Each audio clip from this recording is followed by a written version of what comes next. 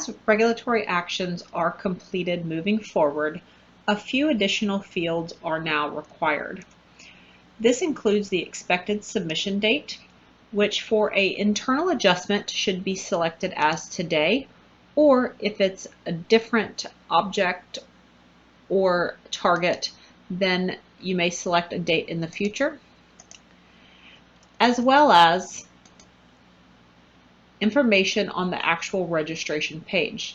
So when you hit save, you'll notice that this pop-up now appears. This tells you that the fields for product nature, product type, and product use have not been completed. You can simply hit OK, and then right-click on the registration number and open that link in a new tab. By doing so, you can see the registration itself, and then you'll notice how these three are empty. We'll hit Edit,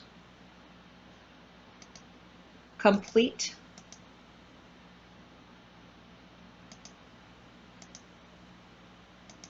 this information, and hit Save.